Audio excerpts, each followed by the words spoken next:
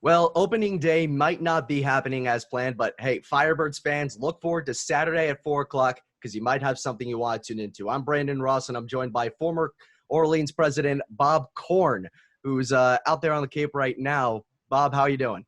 Very well. Very well. Thank you, Brendan. Well, I'm glad to hear that. And you got this amazing exhibition coming up on Saturday. Why don't you tell us a little bit more about that? Sure. What I'm going to have showing, it's a virtual opening. I have a gallery here in town, a photo gallery, and it's going to be called Opening Day.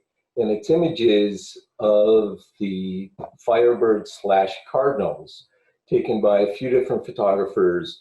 Richard Schultz, one, Alex Gagne, and hoping to include a couple others. And it's imagery of the games from an art standpoint, not your typical action shots at all. It's more of an environmental kind of show. So it's going to be really fun, really interesting. And it's a way for Cardinals, Firebirds fans to get together virtually. You know, the goal is for people to be able to zoom in and have the images as a slideshow in the background, but a way to get back together, say hi, former players to share their experiences with quote unquote our current players, and just to get a feel of the atmosphere that they hopefully will have next year for those that couldn't do it this year, the ones that'll still be eligible, but also for a way to say hi, for the coaches to say hi, for the committee members to get together and just have an hour and a half or so of just sharing and being able to see each other's face to face that way, because we can't do it live. Again, Saturday, 4 o'clock, be sure to look out for that Zoom link. And you mentioned that this is all about the atmosphere of the Cape, and that's something that as a broadcaster for this coming season, I have not gotten to experience, and a bunch of the players are not going to get the chance to experience it either. Describe the atmosphere a little bit for me, because that's something that I've heard is such an immense part of the Cape experience.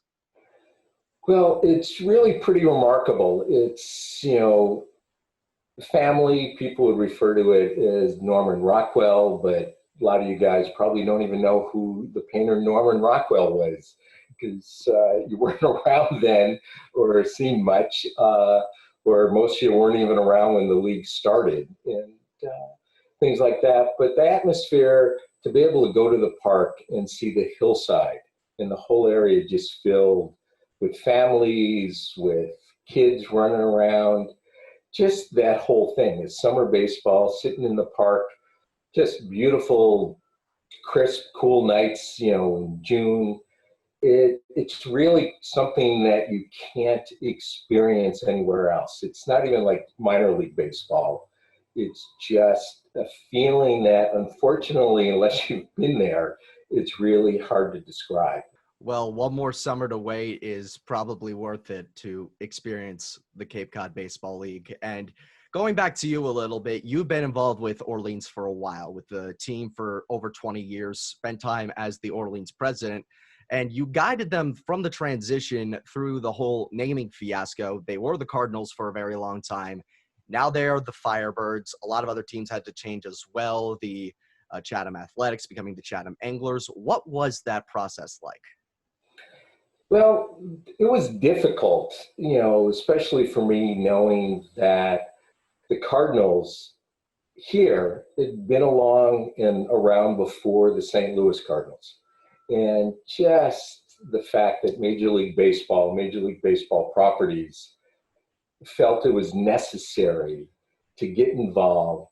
You know, we could have kept the name Cardinals, but excuse me, the stipulations and the regulations that Major League Baseball properties was putting on it in terms of them having to approve logos, marketing in perpetuity forever. Just made no sense, making us have to use vendors that were licensed, which would cut out our vendors that we've been supporting for years and them supporting us. And to me, it was just such a petty thing that they were forcing us to do. Again, a couple of the clubs did keep their names.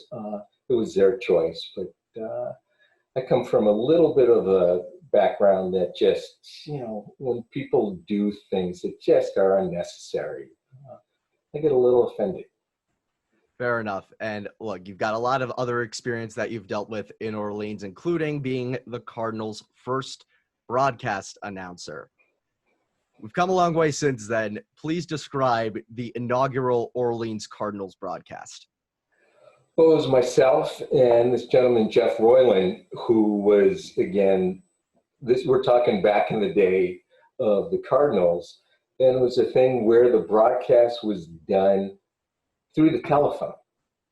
And we sat there trying to do play-by-play as well as we could. We weren't announcers. We were actually board members at that time. I believe Jeff was the president of the club, and we did our best. And parents could dial in and listen to us broadcast the game as complete amateurs. And it was kind of fun and really pretty interesting, but it was that way for a couple of years. And then as the league grew and other teams started to get involved in trying to make it more of a professional idea and give kids opportunities, not just ball players, opportunities to showcase themselves, but kids like you, who want to be broadcasters, sports play-by-play announcers, color announcers. So it expanded, and it expanded in a really nice, positive, great way. And out of curiosity, the dial-in system, was that team line? I honestly don't remember who it was, but it was interesting. Some games we didn't quite make it on the air or on the telephone, let's say. What were those like? Well, you just kind of sat there and you'd get a call from a parent out in who knows where saying, "What happened? I can't hear the game." And we would go, "We don't know what happened." And we would just try and do our best. And there wasn't even, again, a website or any internet. So parents had to wait to talk to their kids or actually try and get the information, the stats from the Cape Cod Times when they covered it, because that was the only communication and the only records. But hey, we've accelerated beyond the point of dialing into a game broadcast or long distance phone calls being the only form of communication. We got the broadcast going on YouTube now, unfortunately not this summer, but obviously in the past and then for many years to come after 2020. Let's go back into some of the other things you've experienced as president. You've obviously seen a lot of great players come through Orleans. What are some of the best memories you have of those players? Well, the best memories of the players are their interaction with our kids and the kids in the community.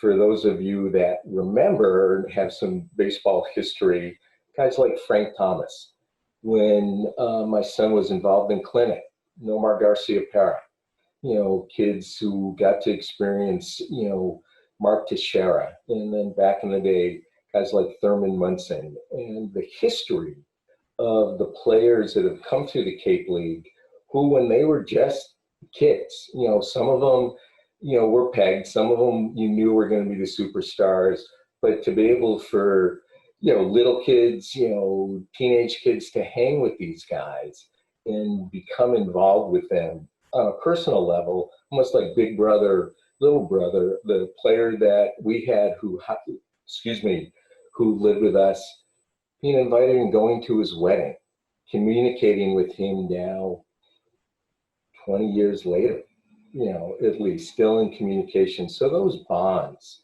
are really, that's a key thing about the league, the essence, the atmosphere of that is really pretty special. Bonds and relationships and memories are really everything in the Cape. And let's focus on the memories. You've got a lot of great players. You got any good stories to spill that are airwave acceptable? Well, yeah. When I was announcing for a while.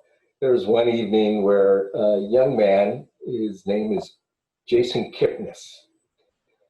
Well, unfortunately, when he came up to bat, I had been distracted, and so I announced this young man as not Jason Kipnis, but Jason Kapinas.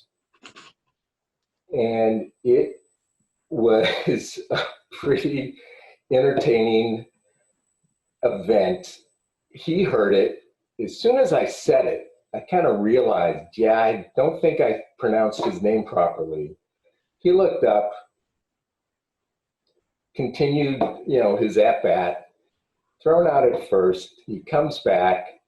At that point, the manager was out at home plate with the umpire, with Jason, looking up at me and making comment that his name is Kipnis. So the rest of the night, I did as best as I could to constantly talk about Jason Kipnis. And after that night, actually, the coaches had a Kapinas chart in the dugout where every night when I would mispronounce somebody's name, they'd make a mark on the chart. So if you get to talk to Kelly about this and a few others, it went on for quite a few years that they would never let me forget it. And even I, like a fool, am bringing this back up. So I guess I won't let myself forget it either. Well, hey, look, that sounds like an announcer's worst nightmare. I'm not going to get anywhere near that. Thankfully, I won't at least have to suffer through a potential Kapinas chart, along with myself and my broadcast partner, Jacob, and our sideline reporter, Chris, and our producer, Matt. Those were all going to be we were going to have fun. I think that would have been a little bit demoralizing. But, it's memories like that make baseball and the Cape Cod League so special. And we talked about some of them, and I'm sad that I won't be able to make them. What are the things that you are going to personally miss most about this coming season? Well, I think it's just seeing the kids in town. At the corner store getting the burritos or before games and going over to the mobile station and getting Gatorade and everything else, to see the kids just in town in their uniforms. That just is like, oh, it's the summer. Baseball has started. Going by the field and seeing sometimes 3,000-4,000 people sitting around lining the field, hearing, the broadcast, hearing Steve, announcing guys when the wind is right, it carries. And just that, it's a special thing. And yeah, we will miss it. I don't want to talk about it too much of what we'll miss, because I don't want, you and the players who unfortunately aren't going to be able to make it this year, to feel bad. You're disappointed enough. You don't need to, hear me sitting here going, oh, this and this, and we'll miss out on this. But, it'll come back again. We'll look for 2021. 2021, we'll all look forward to. But in the meantime, Saturday, 4 p.m., Bob Korn Imaging exhibition of former Orleans images. Bob, thank you so much for taking the time. You're very welcome. And just for people, if they want to go to my website, bobkornimaging.com. They click on the news link, they'll see a post that will have the Zoom login information for that night. And then hopefully, I'm pretty sure it will be on the Firebird social media too. So yes, look forward to seeing you all and join in. All right, sounds fantastic. Can't wait to see you then. All righty, thanks so much.